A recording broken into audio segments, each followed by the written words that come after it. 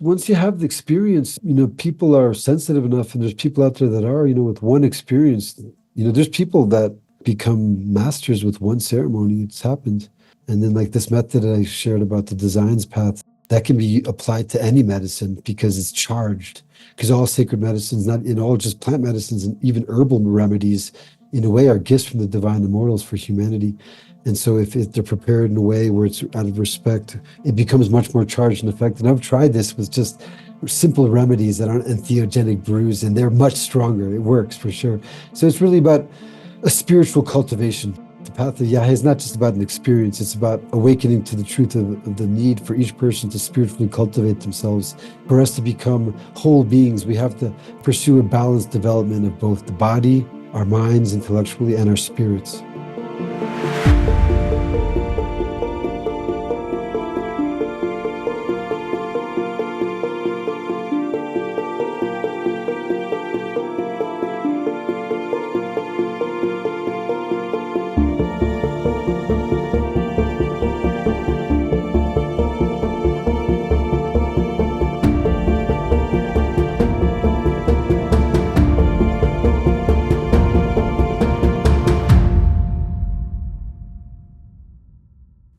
Hi everyone, welcome to Psychedelic Conversations. Today I have a returning guest for the third time, Jonathon Miller Weisberger. Thank you so much for being with us. Thank you, Susan, for having me on again. It's an honor and a joy to be here. Absolute pleasure, as always. And for our listeners, also I just want to say thank you for our new subscribers. I really want to say appreciation message for our new subscribers, and thank you for finding your way here. If you are new to the Psychedelic Conversations, we've been going on for several years now, and this channel is your personal library of amazing facilitators, therapists, researchers, scientists, and people that are actually working with indigenous traditions.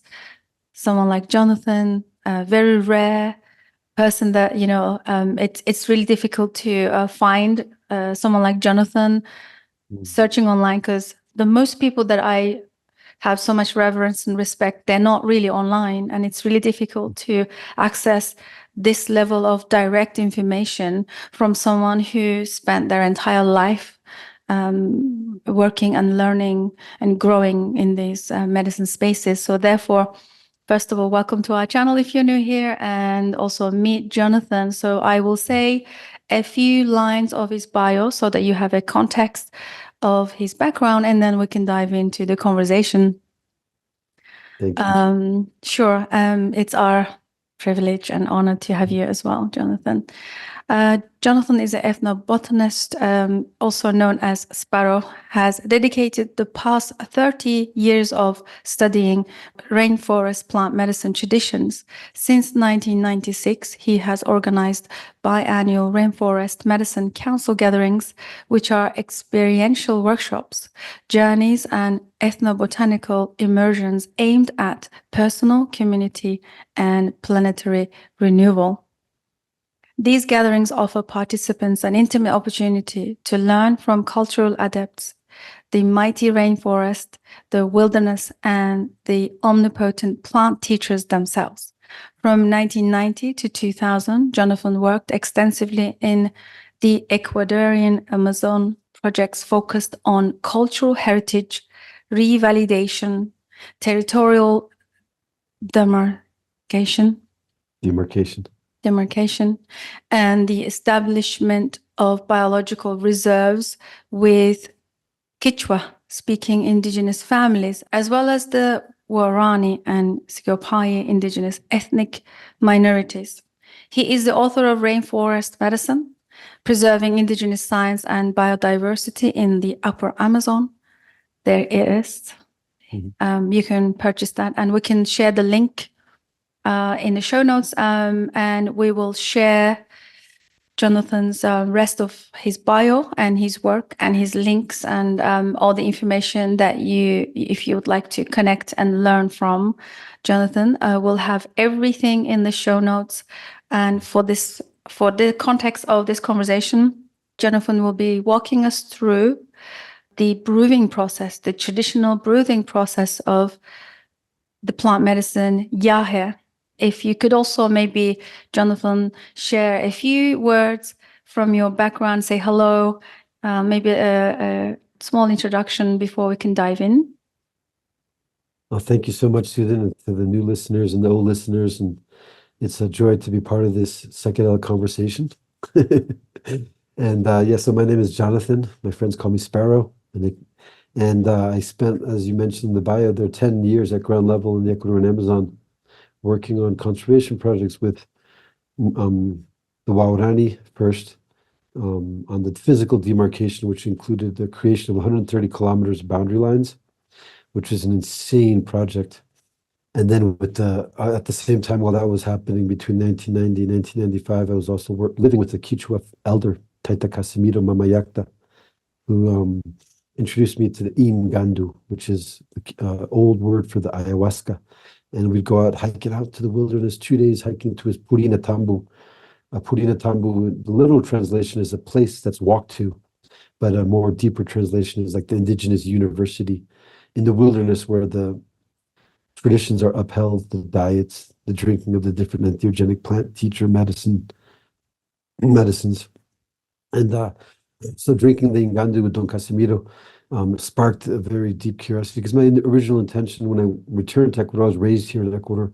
I studied at Humboldt State University in Northern California, and got onto this wave of passion to do something about the conditions that are deteriorating wilderness areas. So in California, I worked with a team of friends there with direct action to bring to light the last of the ancient redwood forest. And that was a very eye-opening experience. And witnessing the logging of the all-species grove, we were hugging trees with loggers. There was literally a chainsaw like an inch away from my leg, with the logger screaming cuss words that he's going to rip my legs off. We're hugging the trees, crying, and watching giant trees fall over. I felt the spirit of nature entered me then.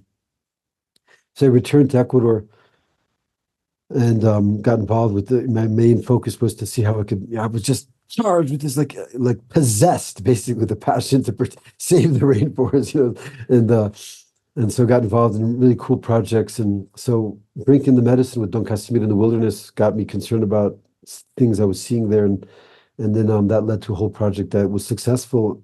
That's like the sapphire, the invisible sapphire graduation ring on my finger. 4 years of really amazing work that was just like, literally, I felt like I was possessed by the spirits of nature, and that led to the protection, the inclusion of the Napo Galeras Massif into the recently being created Sumaco Napo Galeras National Park. On our website, the rainforestmedicine.net, the book's website, I have a blog there too, and there's an article there called "Conservation Adventures at the Epicenter of Botanical Diversity," about an overview of some of the work we did there that led to the inclusion of the Napo Galeras Massif into the recently being created national park. It's to this day, the forest is there, would have been cut to pieces, and all around it is crazy illegal mining like never be seen before. It's really sad. It's almost impossible now to even approach the area with conservation efforts, because a lot of the area has been taken over by illegal mining that's supported by really bad people, basically people that kill anyone that gets in their way. And it's not even reported on or even spoken about. And rivers are being drained and dried. It's just insane. I heard recently a podcast from these 3 Ecuadorian environmental journalists that spoke about how intense it is. I'm not going to even go down there. It's at a peak of I'm not even sure, unless like the army gets in and like starts protecting the rainforest. That's it. Basically, it's really tragic. Anyway, we won't dwell on that, but the work with drinking the medicine with Don Casimiro really charged me with this passion, and led to this amazing project that was influential in having this beautiful sacred area. It's considered sacred. In my book in chapter 8, I talk about that, the different mythologies of the local indigenous groups related to this isolated limestone massif that sticks out 80 kilometers east of the Andes. And limestone massifs that stick out right on the equator are very high in endemic species too. And so we've collected new species undescribed to science, including a new palm in the genus Iphanes. There's a really interesting poem called Eiphanes Schultesii, which was named after the great ethnobotanist Richard Evan Schultes. We could call him the father of conservation ethnobotany, because Dr. Schultes has amazing books. If people haven't seen his books, like Vine of the Soul, to me, he's like the Ansel Adams of photography. He's mainly known for his ethnobotanical work, but his photographs are just dripping in beauty. And he carried around a giant box camera through the Amazon, taking photos and holding the plates until he could eventually develop them of times now gone. But those times are in our souls, because the akashic records of the memory of the earth is still preserved impeccably in the air. Maybe it's vanished from the planet for the meantime, but so to see these photos of medicine people in the Amazon taken by Dr. Schulte is just amazing. And he has a bunch of other books, where the plants, I think it's Botany and Chemistry of Hallucinogenic Plants is one of the famous ones too that he has co-authored with the infamous Albert Hoffman. And so Eiphanes Schultesii is a poem that was named after Richard Evan Schultes. And then so I collected a new species of Eiphanes, and my mentor, Dr. Cerón, who's one of Ecuador's most pronounced botanists, he said if I could find the specimen in flower, I could name it.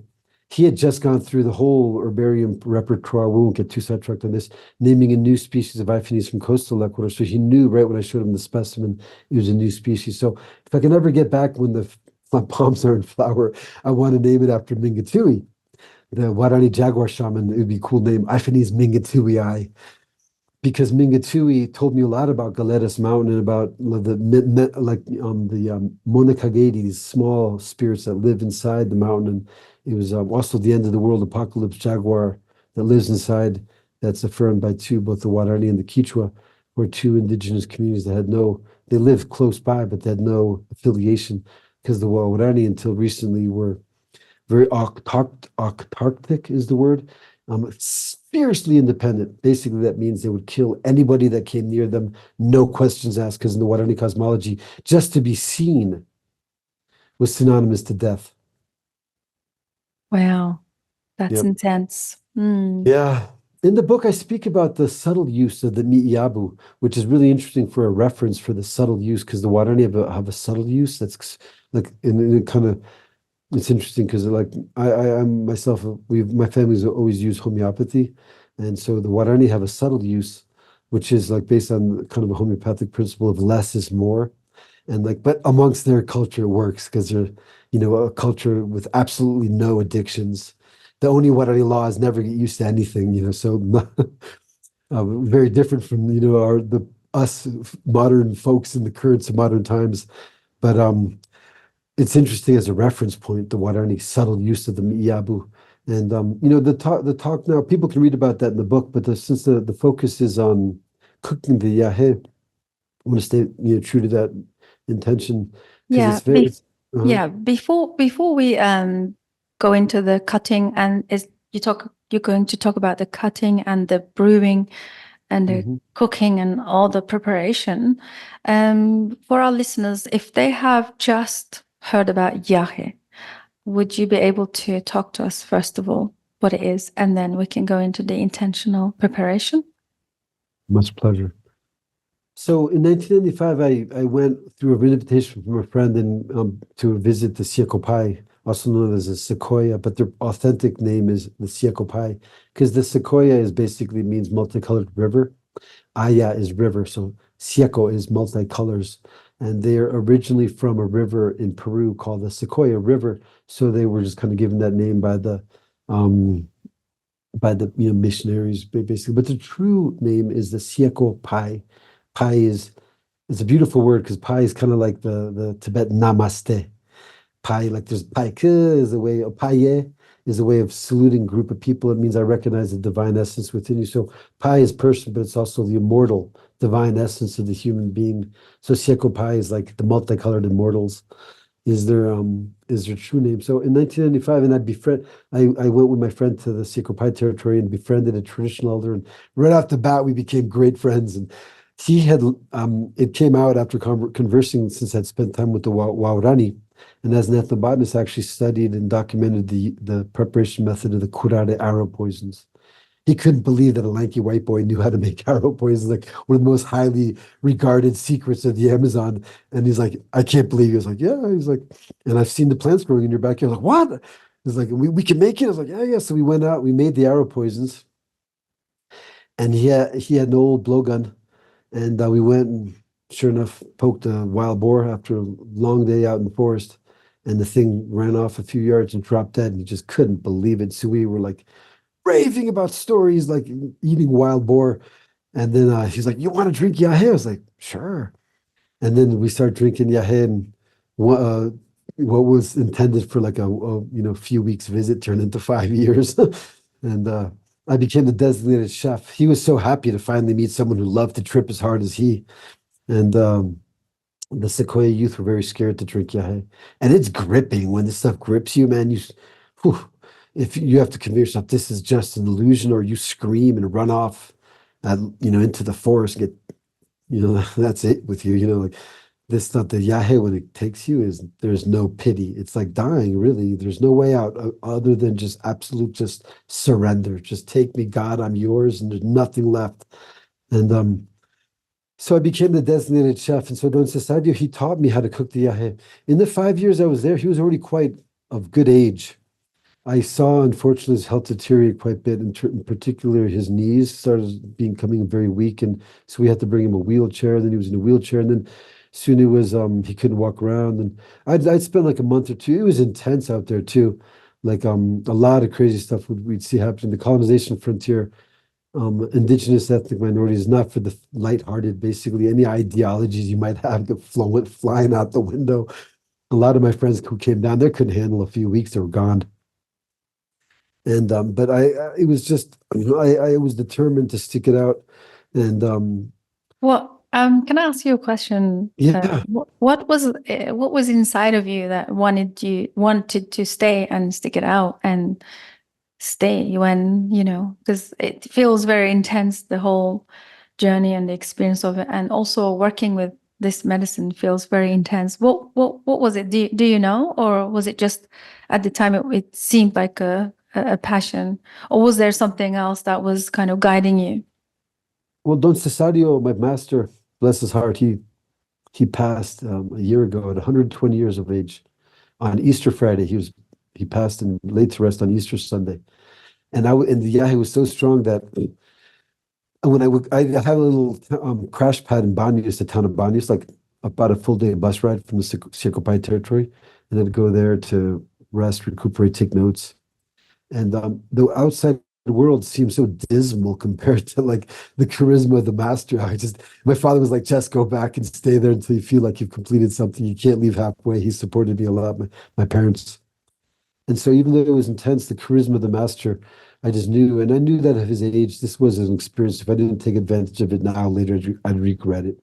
And so it was just basically, I was being true to my inner voice is what what allowed me to continue to finally I broke through to a really good place where I felt I could leave, not because I was running from something, but like out of fear of facing my own shadow, but and not being able to cope with the reality of the world, but out of love because I knew I completed something.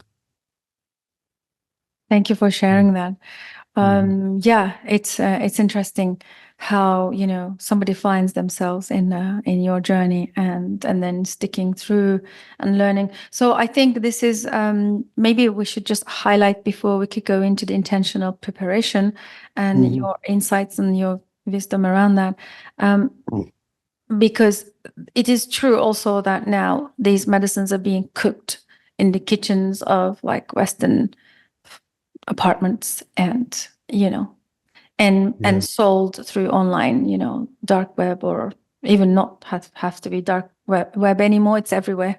So there is this distribution, mindless distribution, and there is this desperate seeking to, because of the association, I believe, Jonathon. So I just want to maybe clarify something here. Even when I read your bio, it's the way that it comes across and the way the entire bio, the message that comes through is about not just one aspect of you. There was no mentioning of healing trauma. There was no mentioning of healing. There was more of mentioning of the preservation and the ritual and the respect and reverence and becoming this like a citizen of the world and caring for the rainforest and of the universe. right. There is this more neutral, right? There's a neutral message that comes across that gives me a feeling that this was an all-encompassing journey for you. It wasn't a personal, like this consumerism mind that we have in the West. It wasn't a personal agenda of need to heal my trauma. Therefore, I had to go and drink yahe, and I stumbled upon a teacher and I stayed. It's I see your work and your blogs. They're usually very neutral from an objective perspective, just more about a lot of care and respect and all encompassing. That's what I wanted to say. And I guess this is what you want to share with us. That also needs to be in the cooking and the preparing of and the cutting of this medicine, right? So I think this will be a good segue to go into that and take your thoughts on that as well. Well, I might say that while I was working with the sequoia and drinking the strong yahe, I almost went crazy to see the advancements. Even today, when I go back, I worked solid there, but then I haven't gone back in the past year or so, but I did for like 20 years after. Go back regularly every few times a year, and to see the new roads going all the way out, almost out to Don Cesario's house. And wilderness areas that we used to go hunting in, that were just endless expanse of wilderness, are now like thousands and thousands of acres of African oil palm plantations.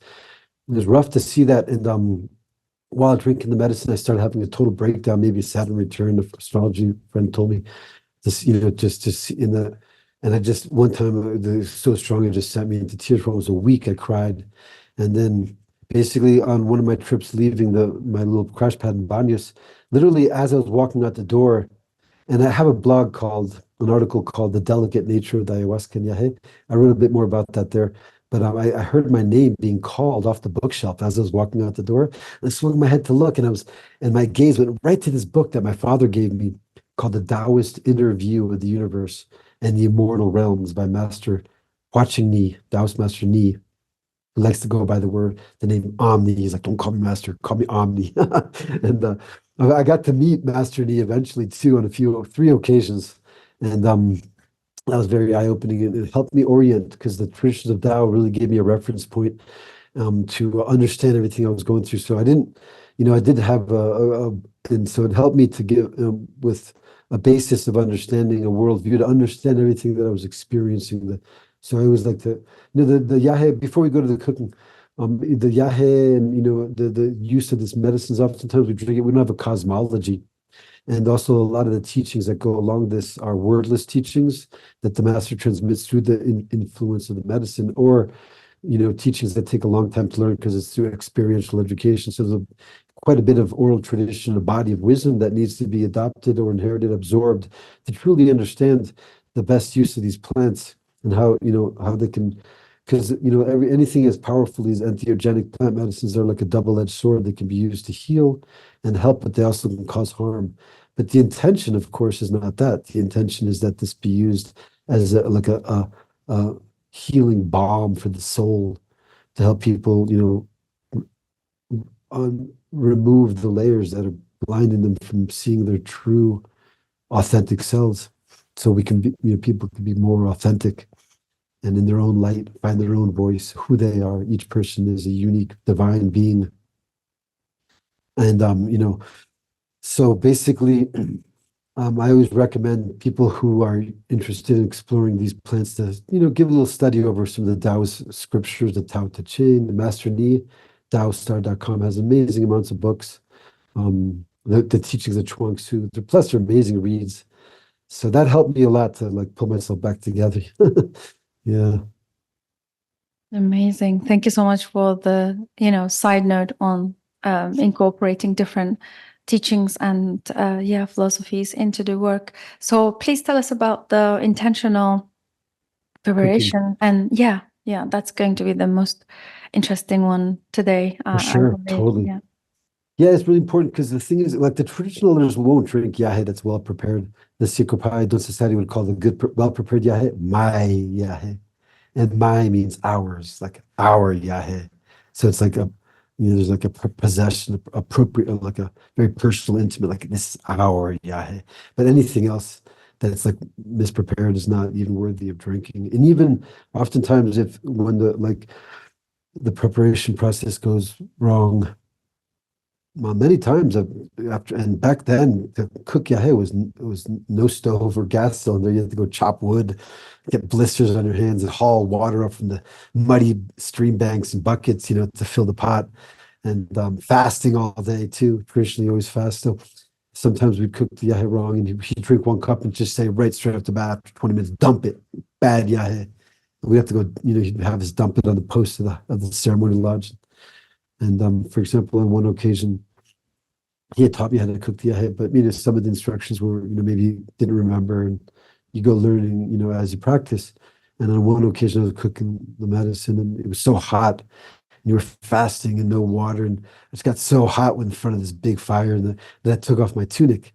And then so when we drank the yahe, he said that a spirit came and took the pinta, which is the celestial spiritual energy of the medicine, and put it as a crown, and walked off the spirit. So there's no pinta anymore. So he said, dump the yahe. He said, son, you can't take off your tunic when you cook the yahe, no matter how hot you are. You always leave the tunic on. In my book, chapter 5, I have there's a chapter dedicated specifically to this because it's a very important topic. Because if our intentions are that the yahe be used as a soul balm, or like a medicine to heal, truly help people find their path and recover from time of desperation or trauma, remove trauma, whatever it is the person is seeking this. We call it now, no one in the Amazon calls this medicine.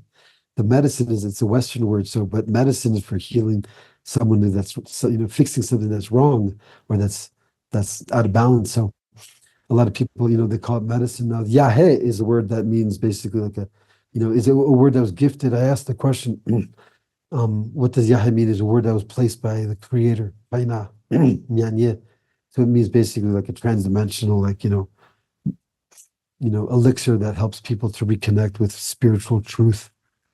But here in chapter 5, it says, chapter 5, preparing a proper brew. There's an illustration that says, becoming great nature by merging with the elements.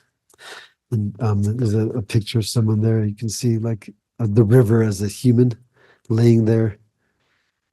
And so there's a few subtle elements to cook the proper brew, because one of them is the concept you have to understand that the alkaloids in these plants, according to traditional perspectives, are basically just like anchors for the celestial energies. But it's interesting that there's two plants too, the harmine and harmaline beta-carbolines and the ayahuasca vine, or the yahe vine, is, as we know, inhibits the amino acids in the stomach so that the dimethyltryptamine and the admixture with the sequoia use the yahe oko, which is the Diplopteris caparana. They don't use Psychotria viridis, which is the Quechua common admixture for preparing ayahuasca brews. It's a different admixture. It has DMT in it too, and there's some studies that say it actually contains 5-MeO DMT as well, the young leaves. And so that is like the light.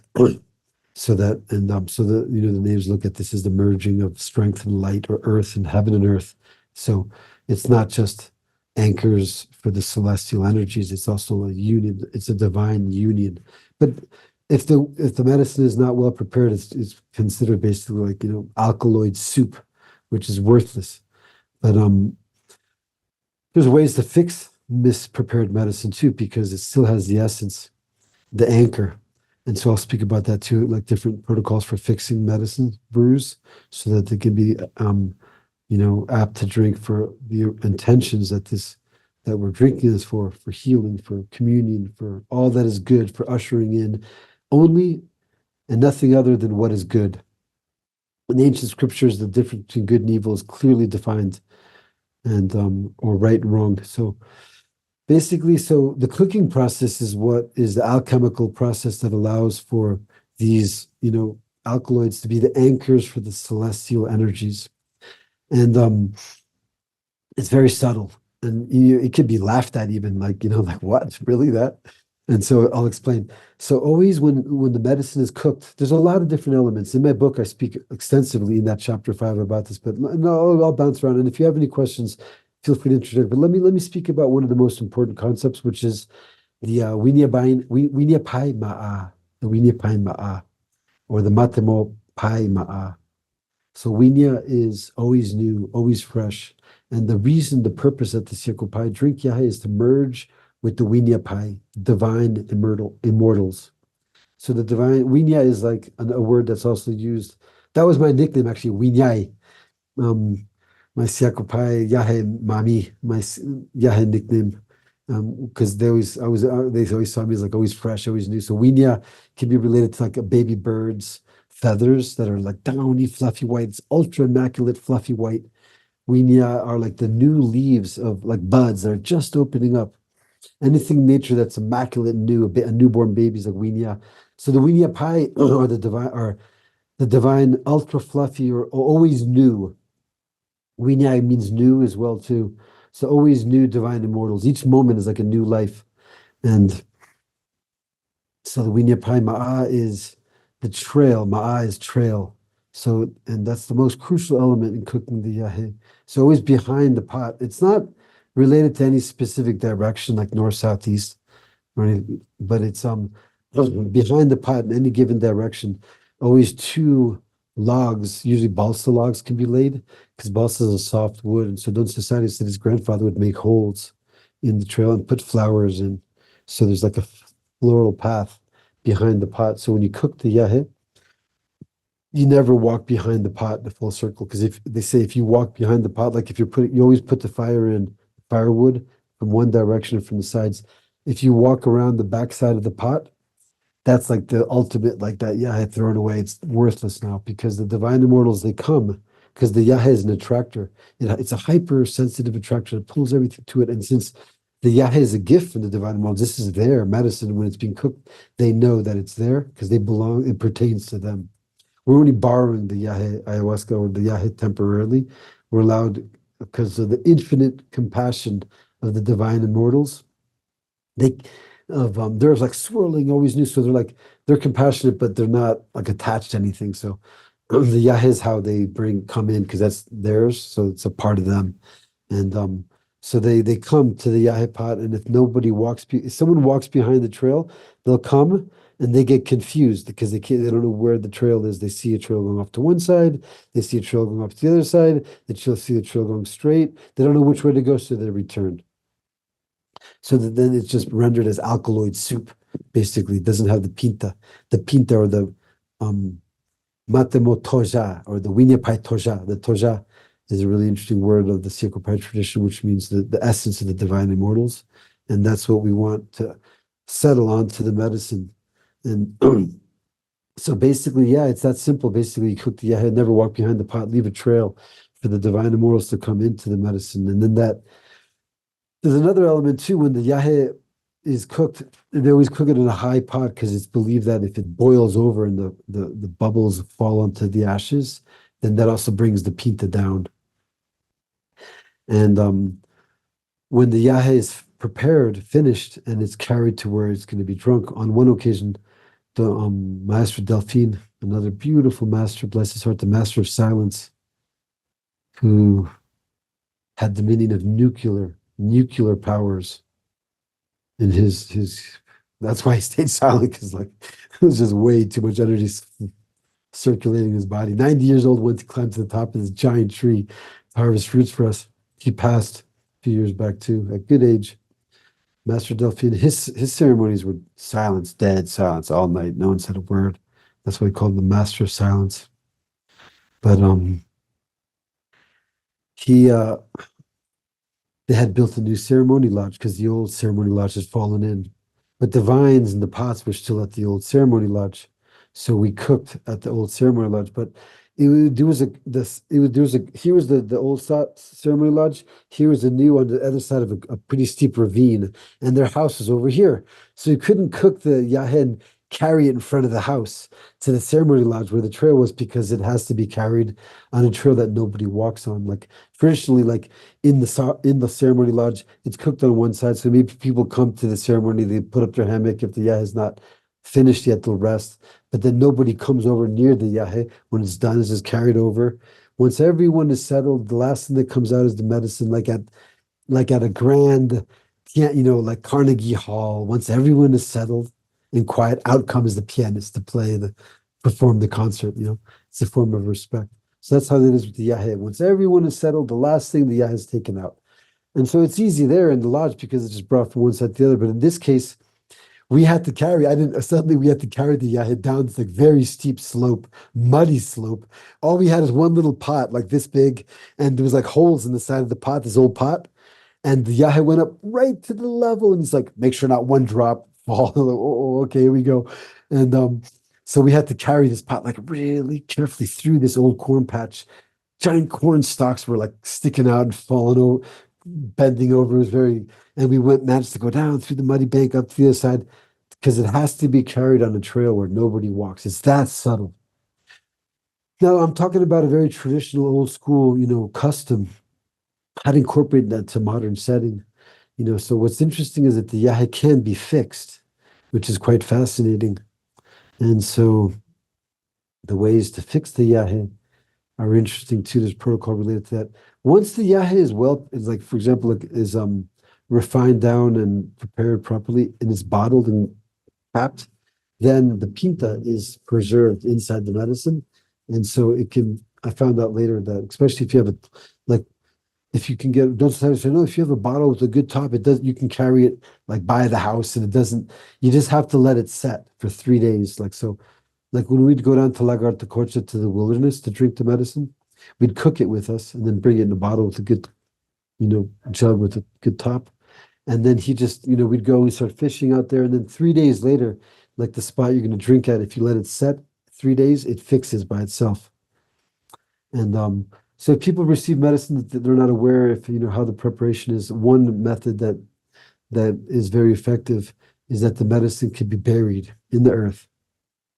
So out in a spot, like preferably in the place where you're going to drink, or near, like up behind the house where you're going to drink.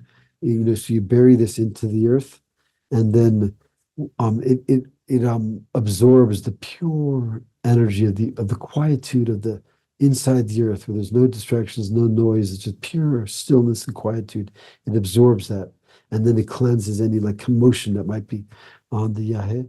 Another way of preparing, of blessing, fixing, quote unquote, the medicine is by praying on it. Like if you've had good dreams, you pray, you remember the beautiful dreams you've had, or you can pray, pray on it, like to the great spirits, the divine immortals, to the celestial spirits, to the pure spirits, to the wisdom keepers of the ancient times, transdimensional doctor spirits. You pray to them, please, I'm your son, I'm your daughter, I bless this medicine so that we can learn. You have to be humble and earnest in one's prayers. It responds to that. And then another thing that can be done is to incense smoke. You can basically smudge it extensively with incense smoke, and then let it set. Like if you don't have a spot to bury it, you can just let it set in the dark cupboard where no one's going to be opening and taking it. And then that can be, for 5 days. If it sets, it fixes itself. That's what's interesting, because the yahe is owned ayahuasca. If it's not well prepared, it can be fixed by the simple act of just leaving a dark space for about a week, and then it arranges itself on its own. It's just so fascinating. Thank you so much for sharing this, Jonathon. And one other thing I would like to touch on is you said once that, let's say if in the process of brewing the medicine, somebody walks in, you've got to keep that person in there. They're not allowed to walk out again. Right, because it's like the area where the medicine is being prepared becomes like a portal, a transdimensional portal. It's like a hot air balloon. So if air can come in, but if air comes out, it weakens it, or so it's viewed as if someone walks in, they can stay there. But if they come and some idle talk and they leave, all the pinta flies out after them. And so that yahe becomes basically bad. Like if you finish cooking it and let it set for a week, it fixes, but it can't be drunk fresh. But the Don Society was so orthodox that he just dump it. If it's bad, just give it to the post to the house. Because the ceremony lodge, any yahe that's left over, it goes bad in the Amazon because it ferments. He'd have it just pour it on the post of the house because the house that lesses the space. Sounds really fascinating. Thank you so much for sharing this and the importance of the brewing and the preparation and intention. So as we're coming to end of our conversation, as always, first of all, I would like to say thank you on behalf of us and everyone listening, especially in these times where medicines are making a comeback in the Western world, and a lot of people are discovering them through social media and different channels, different podcasts, and they are looking for what's the right way, what's the best and authentic way to take this medicine, work with this medicine. That's why we find it very interesting and also very important to speak to people that have dedicated their lives on this journey, and you're one of them for us. And the time that you have invested to learn and to sit with and work with the medicine and also learn from your teachers, and then now freely to bring it to us, it's deeply appreciated and it's an honor. Thank you. Oh, thank you so much, Susan. No, this is good stuff. Because it's the cover of my book was by Don Pablo Maringo. He's a personal friend of mine who inspired me very much and also encouraged me to finish the book. And he made that cover for the book. It's the title of it is Circulating the Globe, because he saw that there would be a time where this medicine would travel everywhere. And so what's important in the book is kind of an act of social responsibility, really, because the medicine travels, but the wordless teachings and the more the tradition, oral traditions that follow it that accompany it, that are important for guiding its auspicious, correct use, oftentimes doesn't travel with the medicine. So that it's kind of a way for the some of the body of knowledge that governs its traditional use to cap with the medicine, so that it can be successful in accomplishing what its intention is.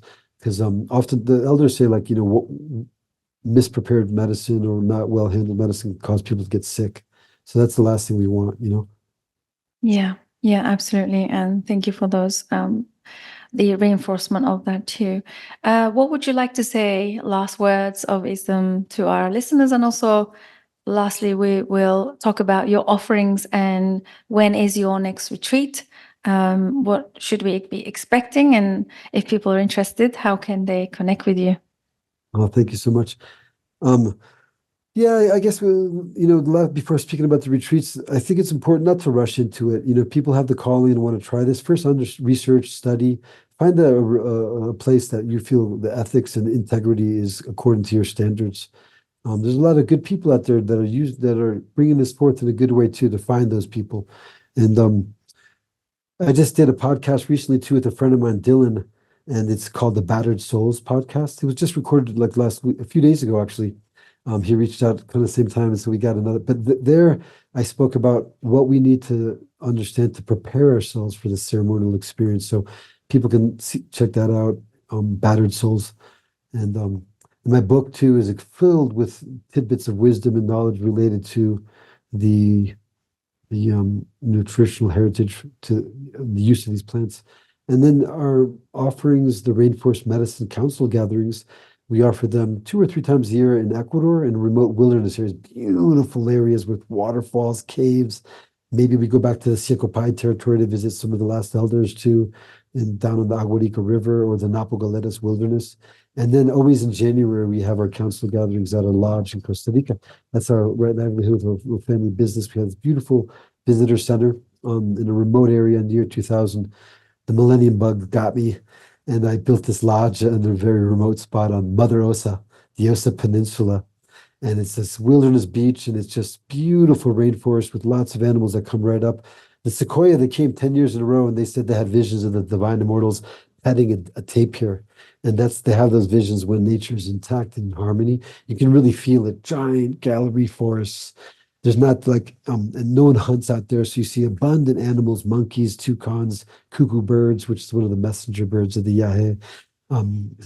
iridescent tanagers and out in front the ocean whales and it's just the dolphins. It's next level. Our ceremony lodge is up on a remote hill with the view of the ocean and the rainforest behind. So it's a very and in January is when we hold these councils because that's when the vines of the yahe flower, and also that's when the cicadas are singing, shrilling at full hum, because the sequoias believe that when the cicadas are singing, it's the correct time to drink the yahe.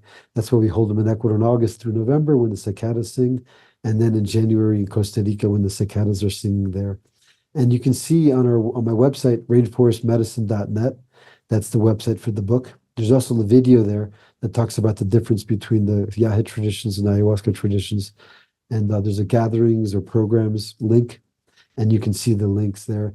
And also, to bring it full circle, we always use proceeds from our gatherings, from the tuition gatherings, to further, in the little ways that we can, our cause of rainforest conservation, cultural heritage revalidation, and permaculture. Amazing. So much there to dive in and learn from. There's so much rich information and wisdom that you have provided. Thank you so much again. And looking forward to reconnect soon. We love having you back, and please continue doing your work because it's really helpful. It really is, especially on my journey. It's really clarified so many questions, and also looking at it from a wider objective rather than just like my little me world and what I need, but kind of developing capacity to see from a larger landscape rather than just the individual narrow way of seeing things. Yeah, and on our councils, it's amazing. For me, it's so inspiring to see how inspired people in the healing that occurs. We had a woman, not a retired, a practicing nurse from India who's never tried anything, came, because her son had come as a volunteer and recommended that she come. She had like migraine headaches for like 4 years that no one could heal. Her husband's an acupuncturist and he couldn't heal it either. And she was totally healed with the medicine and complete recovery of migraines, was able to go back to work. We've had people on crutches walk in and leave their crutches there. And just profound. And then some people come in just at the time of their life. We've had once a retired nurse had an absolute enlightenment experience. Saw how all of humanity comes from the same source. So it's really inspiring to see how this helps people really, really to just shake off the baggage, just holding them back, and have a really downright good time while doing it. Yeah, sounds like loosening the grip. Yeah. It's a combination, like sometimes, drinking yahe or ayahuasca in an urban setting and still the next day you're feeling so good, but it's back into, but in nature, to do this in the wilderness where the birds are flying and, the rivers are flowing, and it really helps one to reconnect with a space inside ourselves that's there anywhere. But what's important is when we can reconnect with that, then we can carry it with us everywhere. And it really can make indelible marks on people's lives for the better. So I do it because I see it helps people. That's why I continue. Just a quick question about the distance that needs to be traveled, because you have these retreats in far away distances, especially for those that are living in certain parts of the Western world. And also there is this real need for them to drink ayahuasca in their backyard or in friend's garden or somewhere, local. Again, this all comes back to we touched on a bit of a seeking for this, desperate seeking for the healing, instant healing, but doing it from desperation. So there is, and also, I don't want to dismiss people's challenges because they are also, the people who really need this medicine, they seem to be also challenged by finances, travel, time, making this happen to be able to make it to Ecuador or Costa Rica. What are your thoughts on that? Or maybe from, I'm sure there are people that also want to have it because it's convenient to have it, to drink an ayahuasca in your garden. So what are your thoughts on that, Jonathon?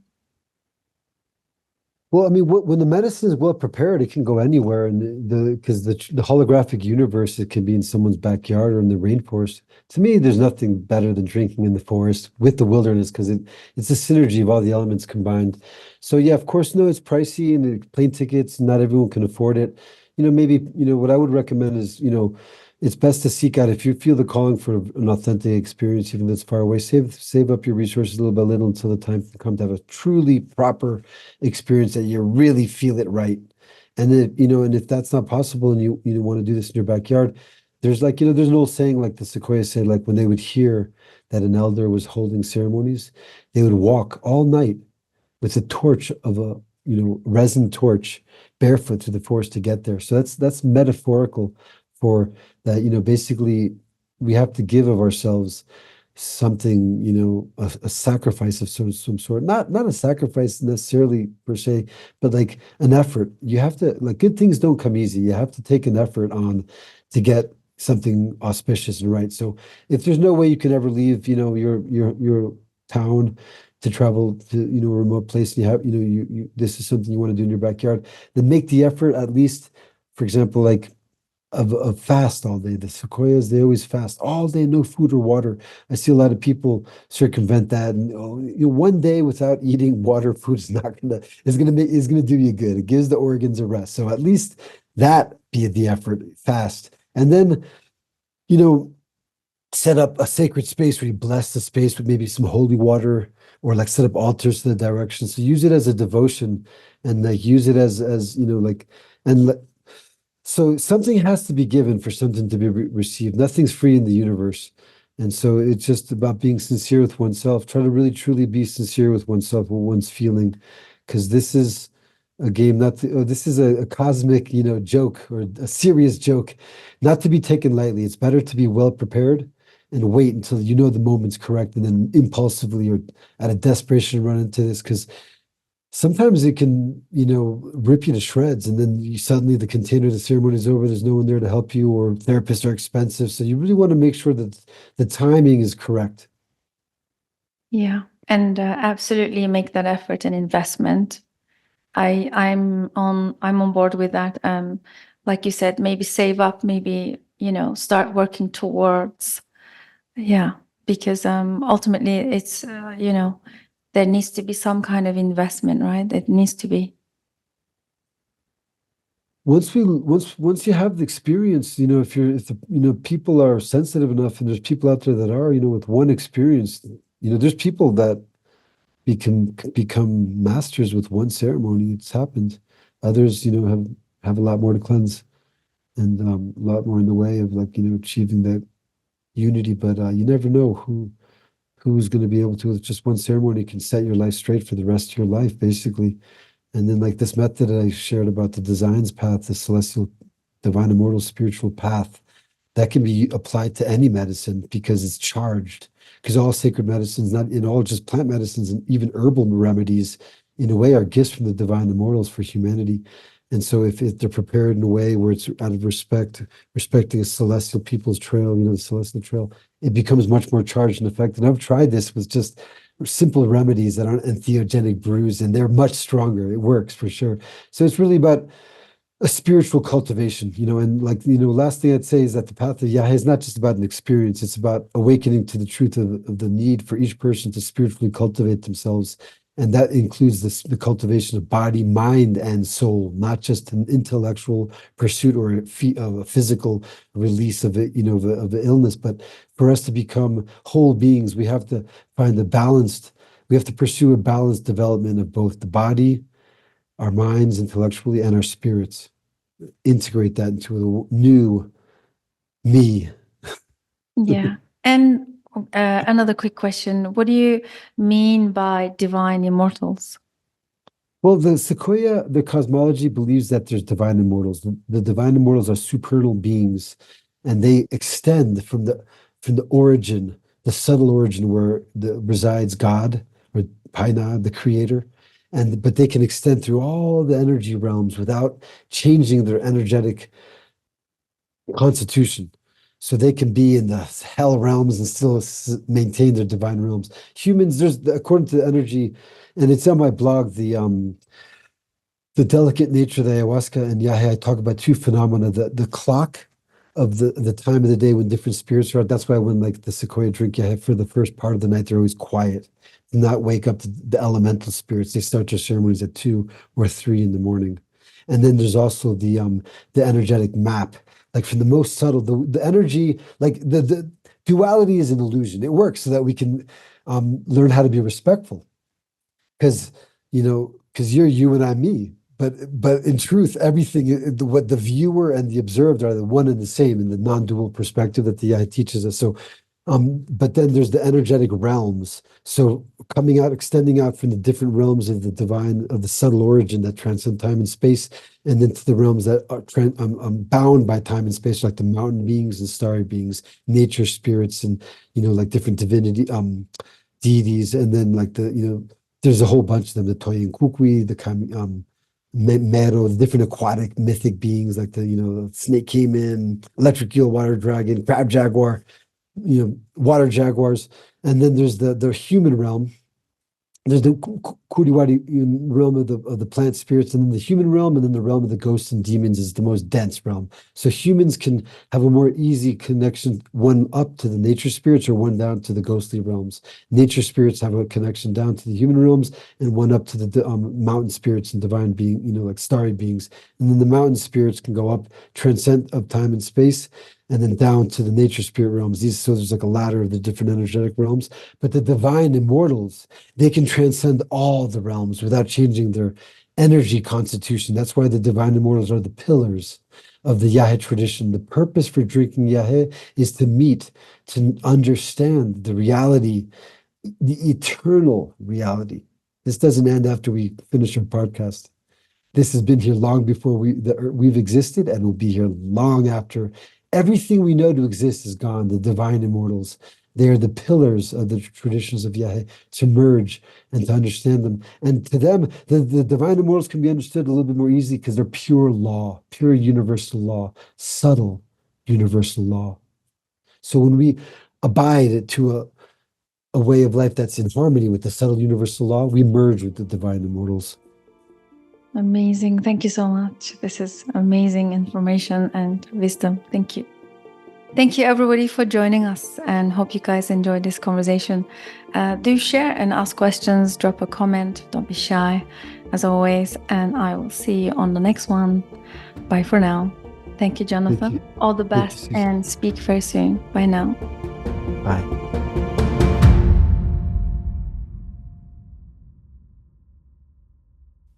Thank you so much for joining us. Psychedelic Conversations podcast is designed to educate, inform, and expand awareness. For more information, please head over to psychedelicconversations.com. You can also share with your friends or leave a review so that we can reach more people. You can also join us in our private Facebook group to keep the conversation going. This show is for information purposes only, and it is not intended to provide mental health or medical advice. Thanks for listening.